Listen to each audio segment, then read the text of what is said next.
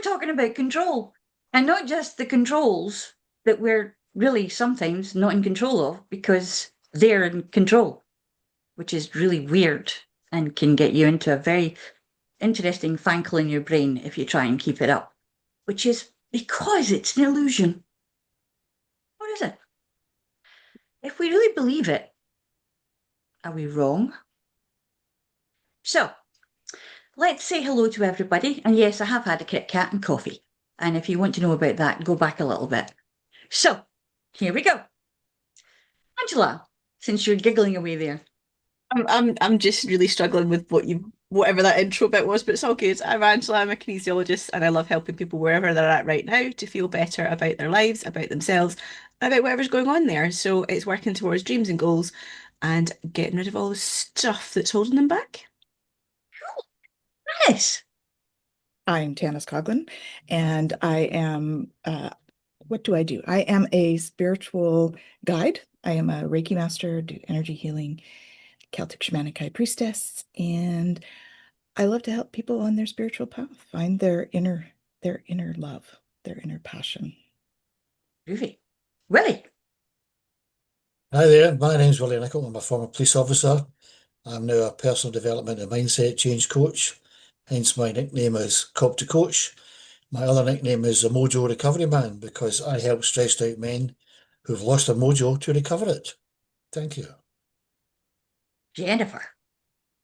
Hello, hello. I am Jennifer Jakowski. I am a registered psychotherapist, certified Canadian counselor, intuitive life coach, and I help people come home to their authentic self, whatever that looks like for them. And I'm Leslie Marsh. And I like to play around with mind methodology and help people to change their story and rewrite what's going to happen, or at least the possibility of what could happen in their lives. With a lot of stuff. I do a lot of stuff. I'm not going to tell you what because that's a secret. That's what I can control. So, we're talking about the illusion of control. Now, I did have a little bit of a research issue today, and I found these quotes. They haven't got anybody who said them written down, but they're from Goodreads, so you'll probably be able to find them yourself. Control is merely an illusion we construct it to cope with the chaos that is reality. Now, recently we were talking about reality and how it's very much subjective. So there's a whole kind of thing going on between those two lines: reality, control, illusion. What's going on? Tanis. hmm Well, I think, our reality is our perception of reality. Everybody's perception of what's happening is going to be different. And so if that is where we think we can control things, then control is our perception as well. Willie? Control. You see, our thinking creates our reality. So if we can control our thinking, we should be able to control our reality. Not that simple. I think any individual can only control what they can control. You can't control the uncontrollables. For example, I can't control the bad weather in Scotland sometimes, but I can control how I react to it. So if I go in a bad mood because the rain's pelting down, I have kind of failed the test. If I control my reaction and say, well, okay, it's raining here in Scotland, my skin's waterproof, so what, and move on, I've exercised that control. So you can only control what's within your power or ambit or whatever to control. And it's absolutely futile to try and control anything else. The weather, politicians, the state of the world, you name it, you can't control that. So once you've accepted that you can't control what you can't control, and only can control what you can control, it's a big weight off your shoulders. Mm. Like Billy Connolly would say, and has been known to say, there's no bad weather, just bad clothing. Quite so. Mm. And that could be an analogy for other things, couldn't it, Angela? I've always got analogies hanging around. I was actually just thinking, I'm sure it's a Janet Jackson song, this whole control thing. I think there is that aspect that we like to think that we've got control over things, or we like to believe that there's those abilities to say, right, I'm going to do this and this is what's going to happen. But that doesn't tend to be the reality. So yes, the weather, we can't control it. I can control what I'm going to wear, and I'm going to be fine, and I'm going to be this and it's going to be that. And so you put all the wet weather gear on, and it's Scotland. We've got 4 seasons in a day most times. You're now absolutely roasting. You're carrying all your kit beside you. So where is that control? You've done what you can to mitigate what's happening, and it's just go with the flow. Why bother? And that can then become a slippery slope too. So it's an interesting balancing act, I think, with control. There's a little That's bit the of, perception piece that I was referring yeah, to. Is yeah. that Actually, the thing is, with putting all the gear on, you can always roll it up and put it back in your backpack. If you've brought a backpack with you. Or you could use it to make a backpack. Because you could zip it up in your anorak and kind of roll it up and tie the things around your shoulders. Does Choke anyone still yourself wear with it. anoraks? Yes, they do. I haven't heard They- that word in They years. really, really do. She said, looking at hers. Yeah. It's not just a word for another kind of word for nerds these days, you know. Yeah, sure. Jennifer, what are you thinking? She's thinking, oh help, why am I here?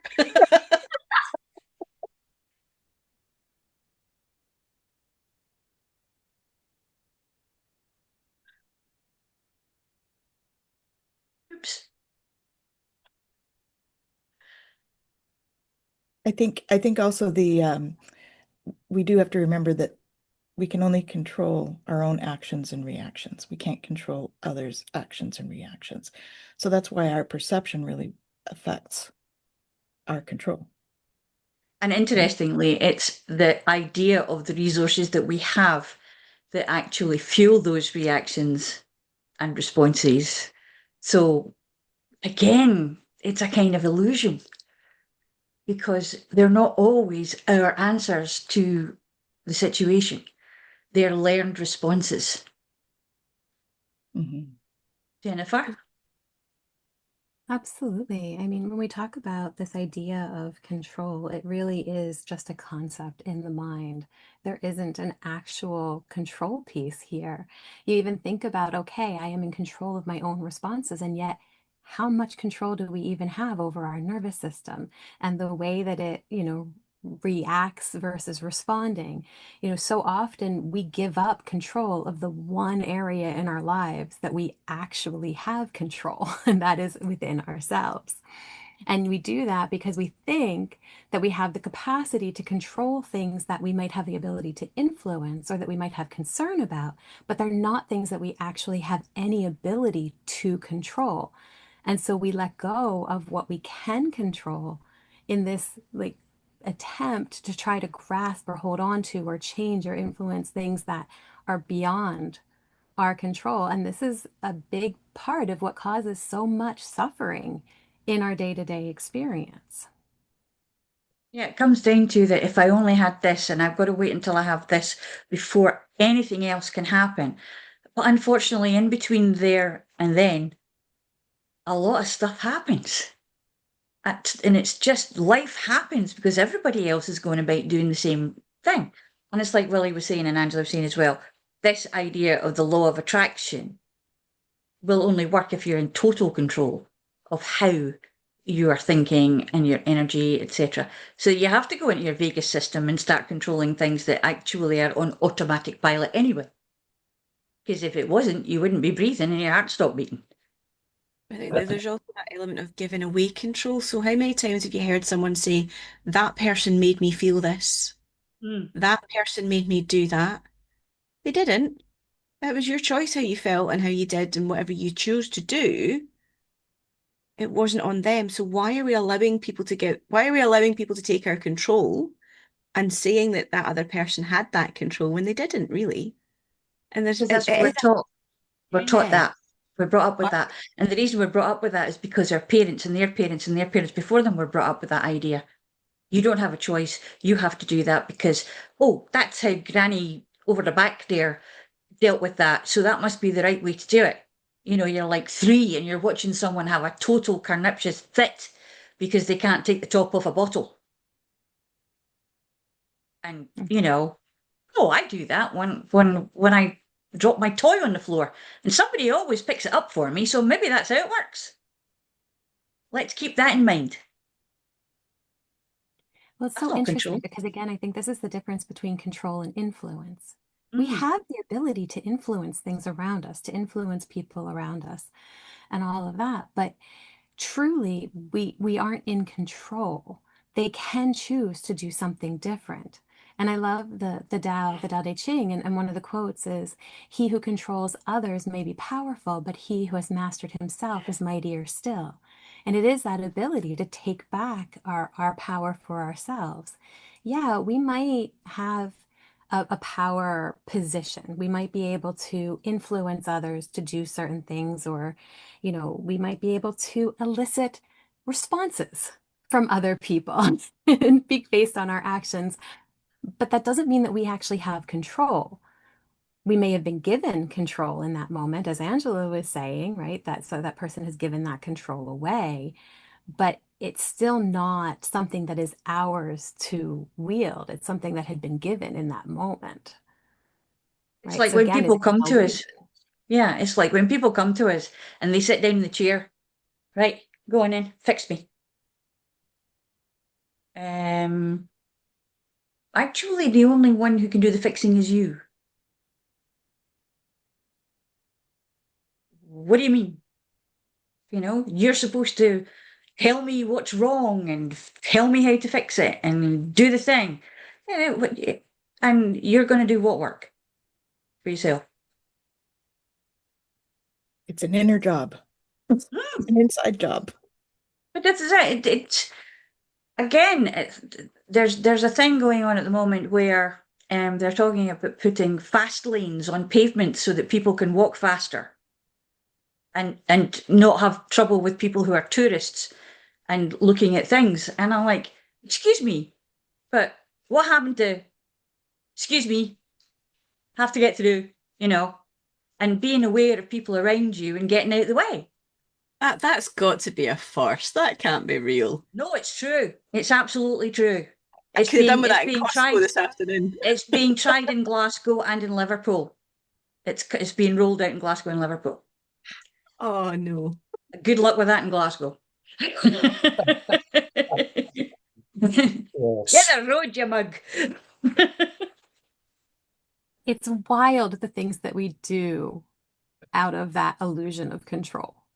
Yeah.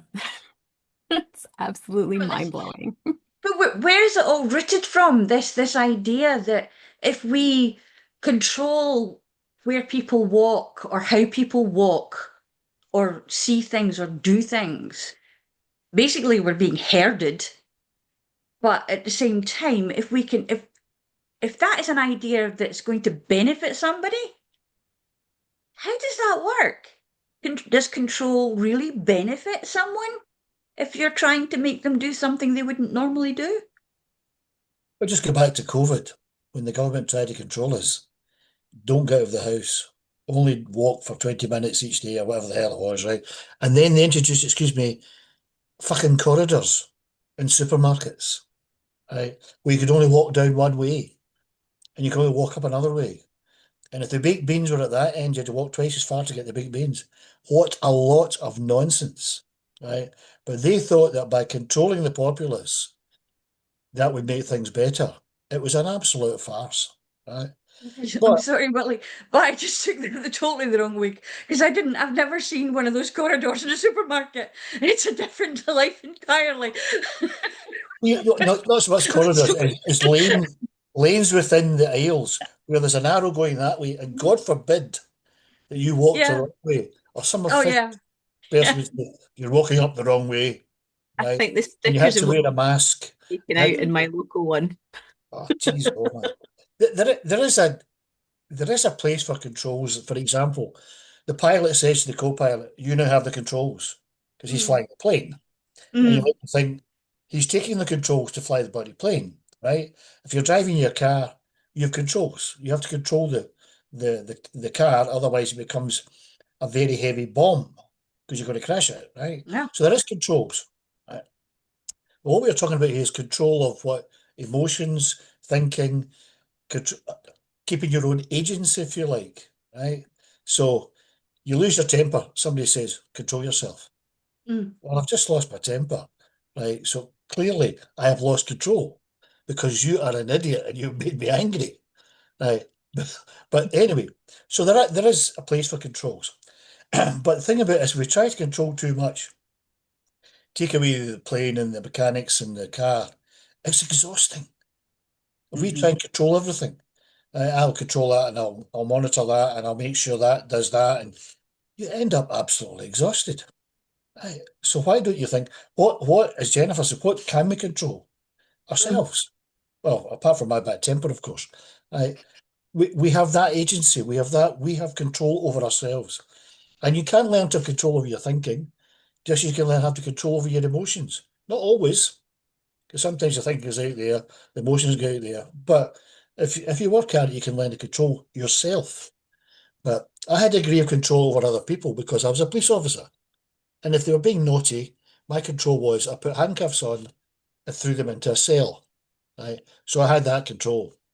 But as Jennifer said, that was given to me. I was authorized to do that, to exercise that control on behalf of a higher power, not God, the chief constable, who was And actually.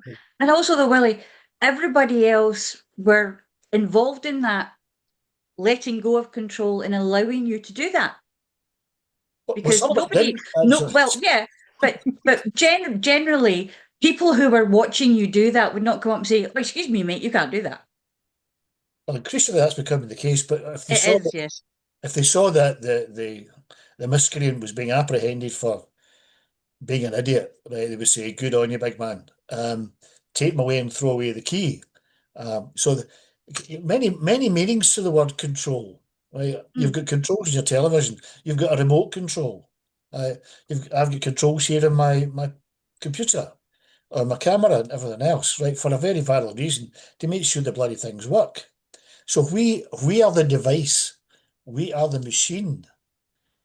The controls are again controlled by us. To what extent, how effectively, that's entirely up to you. I Kind of think that mindset thing. that element of the exhaustion if you take control of everything. I've actually just finished a book talking about leadership from the perspective of leading leaders rather than leading followers. And it was that aspect. If you're leading a bunch of followers, then you've got to be in control of everything. You've got to be over everything, and you've got to be on the ball for absolutely everything. Because the people under your control are going to be doing what you tell them to do. And if you don't tell them to do stuff, or you tell them to do the wrong things, or you don't do it in the right order, all hell breaks loose. So there is that element that you can't physically be in control of everything all the time, every single minute of the day, in every situation and scenario, because you're going to be absolutely knackered. You just don't have that capacity to do it. So there is an element as well as if you are in that position of leadership and control, delegation is really handy, and actually giving people the autonomy to come along with you and support and help and become that community, I suppose, is actually really valuable. So holding on to control and not allowing other people to have it can be really bad for both parties. And that can be an element of trust as well, because when you're trying to keep everybody in line and do things because there's a fear at the back of it, right at the base of it, there's fear that if everything goes wrong, it's just going to be a disaster, and And the buck you're going to, stops. I'm in trouble. yeah. But you have to trust when you're delegating. You have to let go. You have to be able to let go that and trust people will do it. And half the time, what we're not realizing is that people don't do things the same way we do, but they might get the same results Or better results. or better, which is That's what I was thinking. another fear. Let's face it. Well, they do it better than I do. I'm not going to let that. No, they'll get promoted over me, kind of thing. These are all things that go running subconsciously in a loop every time someone takes a task on and has to say, "Will you go and do that for me?" And then you're looking at them going, "Why are you doing it that way?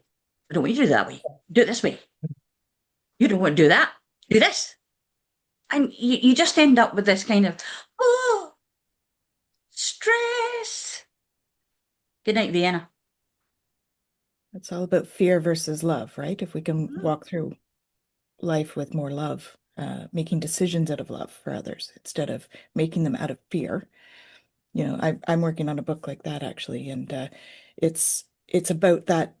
If we're working on from a fear-based mindset, then we do have the need to be in control because we're afraid of everything. If we're in a love-based mindset and we can send out that as that's where you end up feeling free to delegate, right? Where you feel you can build people up so that they can make decisions out of love instead of out of fear. And that's because when people are in fear, they just don't make good decisions, right? And so control is very linked, as far as I can see it, to fears, right? We feel like we have to control because we're afraid. I love the way that you There said is We might that have to give because up the fear comes control from we're afraid. like outside of us, Yeah. right? And so there's this need to control everything around us because of that fear. Mhm. Whereas if we're coming from a love perspective, then the only thing we need to really worry about is what's going on in here. Yeah. It's an inside job. Well, there's the phrase, the fear of losing control. If I lose control of this, as Leslie says, bad things are going to happen. Mhm.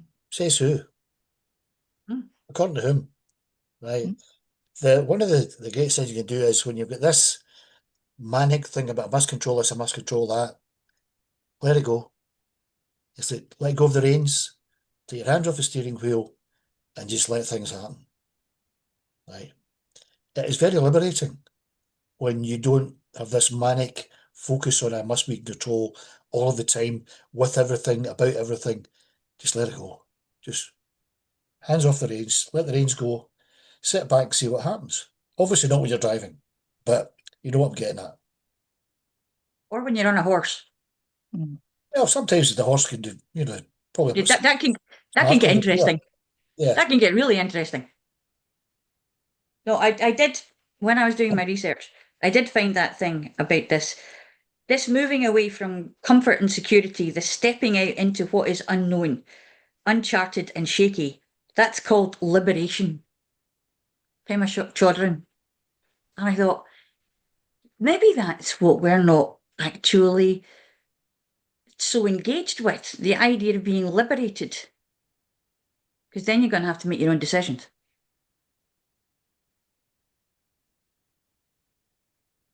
Well, and many times we don't trust ourselves to make decisions, Mm. right? We've never learned the skill because we've always had people telling us.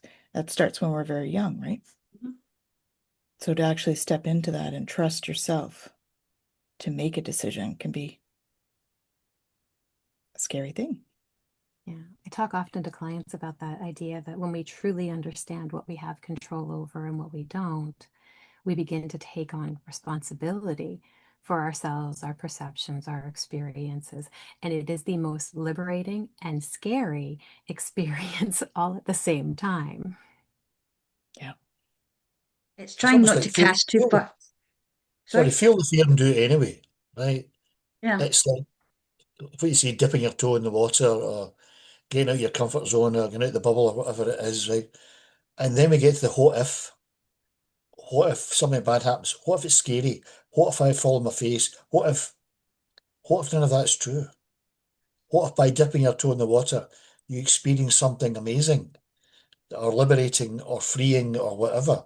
All you need to do is dip your toe in the water, take that first step, suck it, see what happens, suck it and see.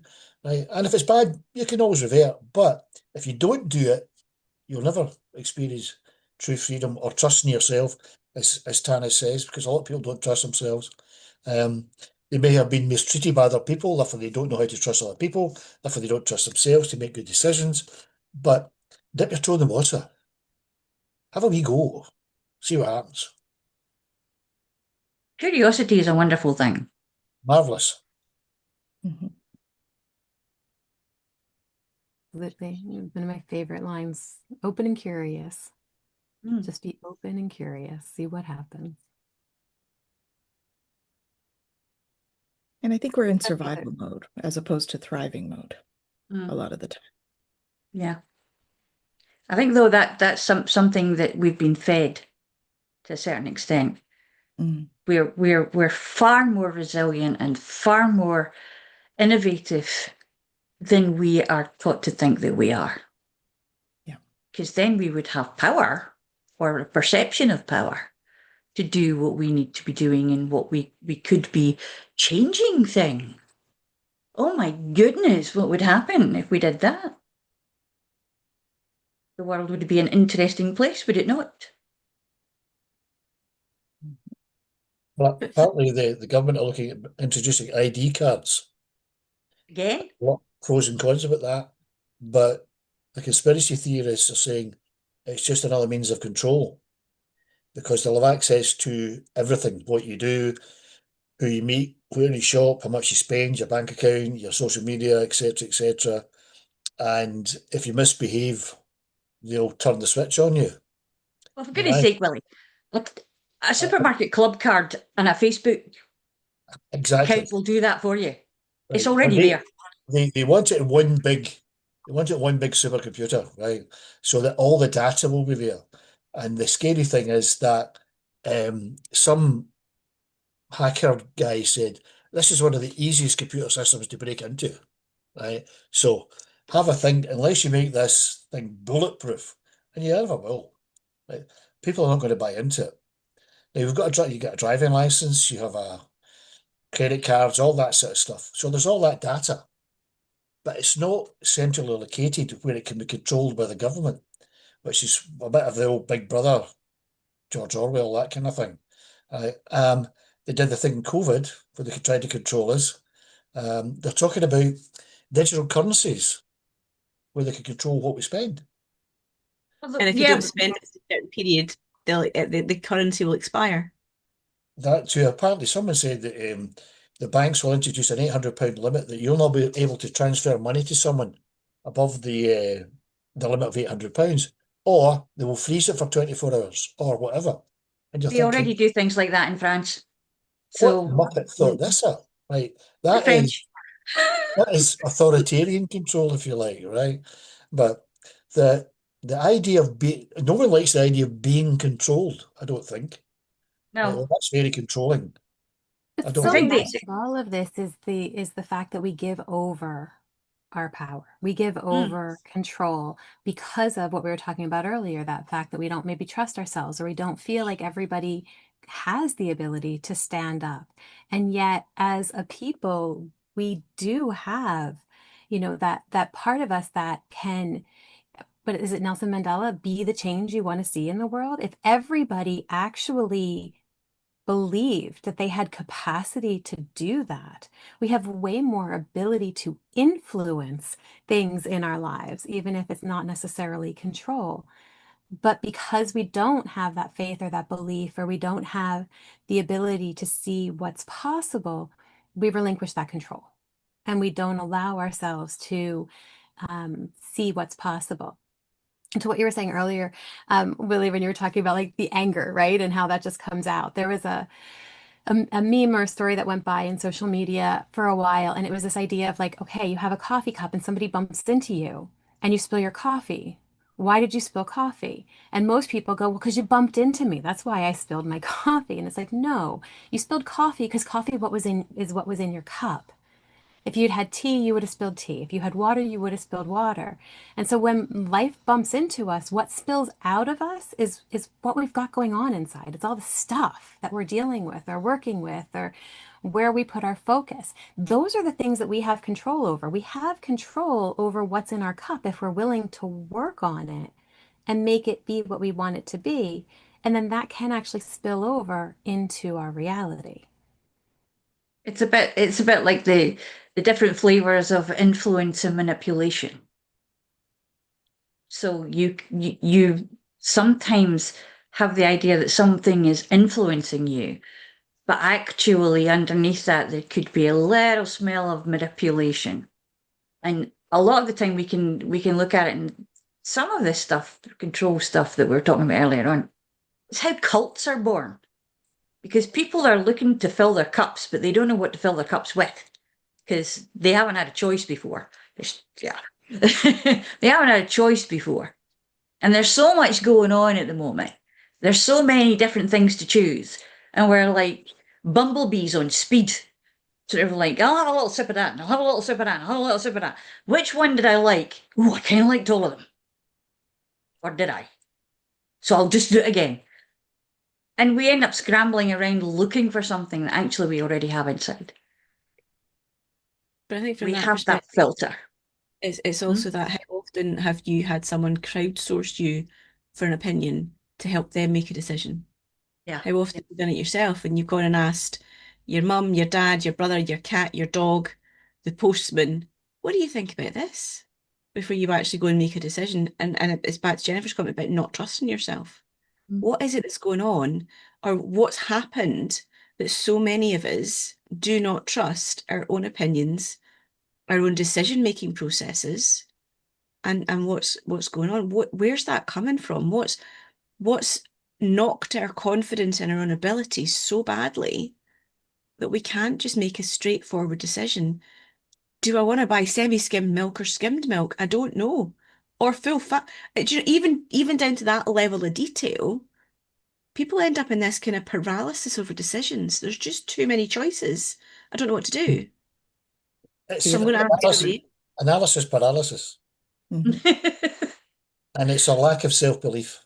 Yeah. Yeah. Now that your self-belief could have been knocked out of you by your parents or whatever circumstances, but self-belief is a huge deal because if you don't believe in yourself, how would you expect others to believe in you and what you can do? Now, you've got to temper that with a degree of humility, vulnerability, compassion, empathy, whatever you want to call it, because you don't want to be Johnny Big Cigar and going about, shouting and bawling and saying, I am the best thing since sliced bread, because people will not relate to that at all. But by the same token, if you don't have enough belief in yourself to make a decision over semi-skimmed or skimmed milk, you're kind of in bad shape. But self-belief, a wee bit like confidence, can be cultivated, developed, grown. It's a bit like a muscle.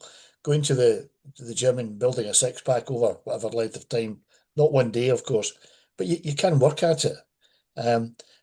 Life can have a habit of knocking your self belief. You look about the world today and you think, why would I believe in anything? Look at the shit shows going on round about here on all sorts of different levels.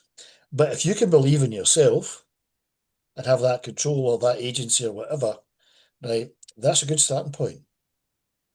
Well, It's and that trust outward looking yourself. reality though, isn't it? It's that case of if I make a decision and I go to do that and it's something that I've never done before, or nobody else in my family has done before, or my friends, and I'm putting myself out there on a limb and I fall on my face, they're all gonna say, well, told you so, told you so. What made you think you could do that? However, falling on your face is not always a bad thing because you're still seeing a different perspective and you still tried it. It doesn't mean you have to go back into a hole. It just means that actually, hey, while I'm out here, what else can I see? Well, and trusting ourselves to solve the problems if they come up.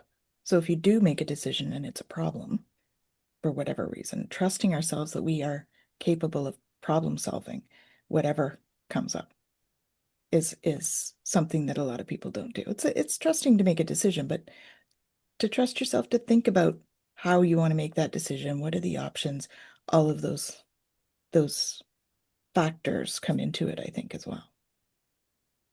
A lot of times people are doing it as well, though. It's like you can turn down the kind of raucous noise of your own amygdala, but other people's fears for you because they love you or they're looking out for you.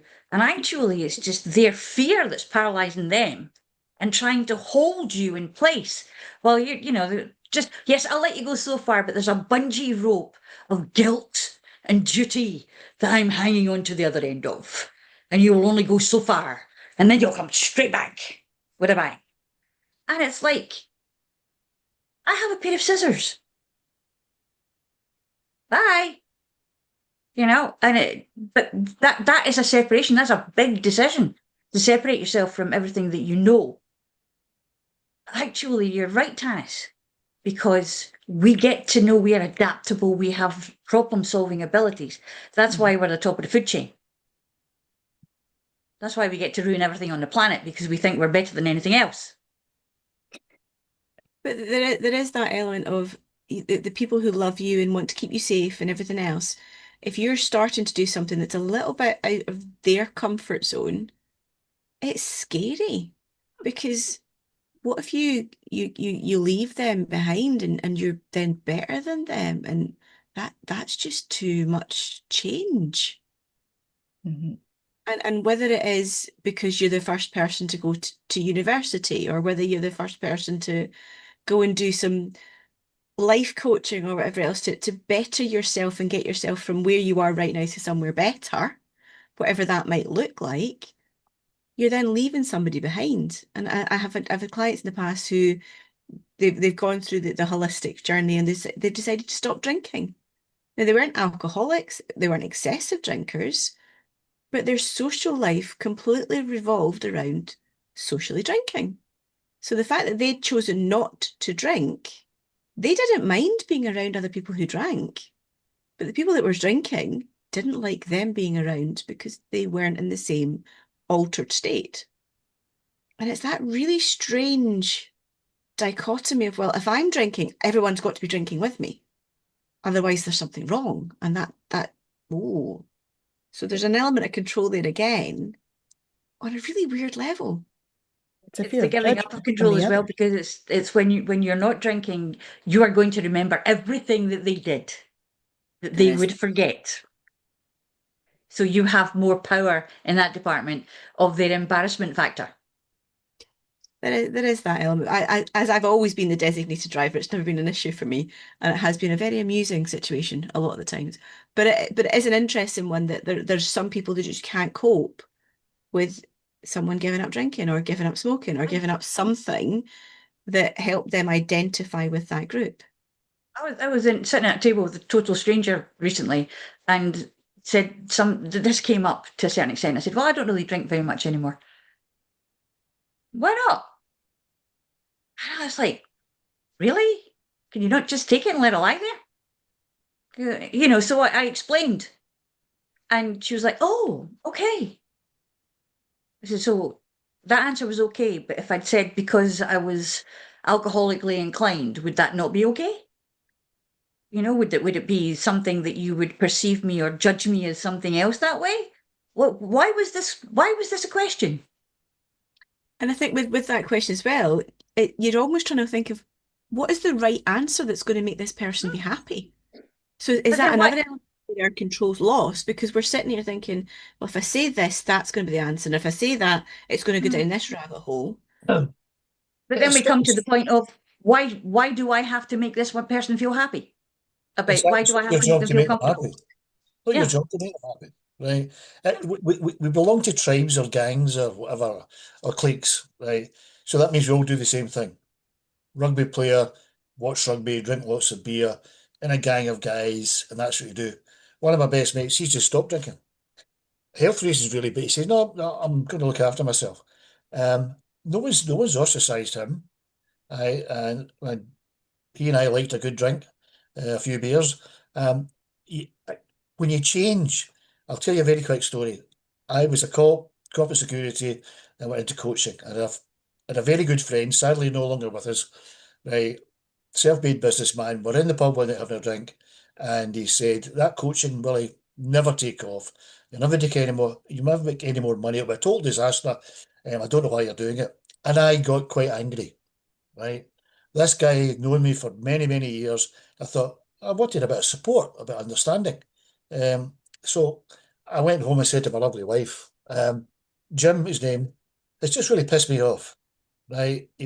Far from supporting me, he's poo-pooed my dream of becoming a coach. And she immediately identified he's afraid. I said, what do you mean he's afraid? He's afraid that you will leave him. He's afraid that you will move on and you'll have other friends and leave him behind. I thought, whoa, that's pretty good. Hmm. So instead of phoning him up and calling for all this, I will never speak to you again. The next time we met, it was not mentioned, never come up again. But If you change and you take back control or something like that, you must face the possibility that other people might not like it. So you might have to factor that into change. And some people don't change because they fear of being judged or what will other people say or better stay where I am. Excuse me, fuck it, right? Change if you want to change. Dip your toe in the water. Have a go. What if it doesn't work? So what? What if it does work? Brilliant. It's a lot. There's a lot about when people get successful in things, and they haven't really changed because they've had the drive and the will and the wish to become successful, and they've finally got where they wanted to be. But the people who they do leave behind feel less than because for some reason they don't realize that it doesn't matter that these people have become successful. What matters is the relationship between the two of them probably wasn't what they thought it was. Because if you can't expand with the other person or allow that person that space, then the illusion that you have of the control over what that other person does, says, or is totally gone. And it's, sore eyes time because you just won't see it. So, it's really interesting to think that when we talk about the illusion of control, we're really talking about the illusion of the relationship between ourselves and those around us and the ecology of what change and losing control, losing your temper, or keeping your temper and swallowing it down and then not realizing what kind of harm you're doing to yourself because you have no way of getting that out of you. So you think until you go and hit something or hurt yourself or do something else. But there's always a choice that can be made that's different to that. And we're really not given those tools. We're not given the access to those controls because someone else is flying this plane. That's what we're taught. And all of us need to go out and get a pilot's license, really. Like row your own boat, Yeah, drive your you own can. bus, Mm-hmm. straight your own yacht, right? Yep, yep. Why would you not do that? And you can saddle your own horse and put a bridle on it and let it run away with you if you want to. But I'll this stick is to it. the boat, thanks. It's well, you would. It's very much a case of, I mean, when I was very, very, very young, I was called weird. And it became this thing that just went round, oh, she's weird, she's weird. And I thought, well, that's really good because even the bullies leave me alone. I'll just be weird. And here I am, weird as get out. And I don't mind because it means that I know people from all areas of the world, all aspects of society, and they all know me as the slightly bizarre, weird one in the corner who is, quite funny sometimes, a little bit crazy. But at the same time, I hope friendly, useful, agreeable, even. I do have my moments. I can have a stushy like you don't believe. Nah, But never. You might have and to explain what Stussy is. oh, stushy is a big argument. It's a big kind of thing going on. In Scotland, it's not a nice place to be next to anybody who's having a stushy. Not at all. You don't want to go there.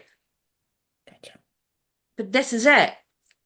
This is a level of control as well because you can decide when you're going to have your stushy. It can be on your own. You can let it all happen and then go back and go out the back garden and go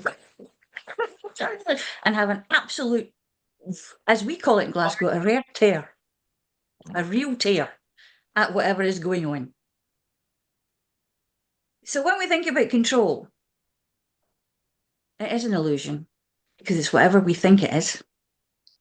It's whatever we see it as, and it's how we allow it to affect us. So we'll see you next time. And remember, The control that you really want is the subscribe button. Press it. Press it now. Is that I'm another telling control? you. This control. Woo! Woo! Do the control thing. Or don't. Be yourself. I'll see you next time.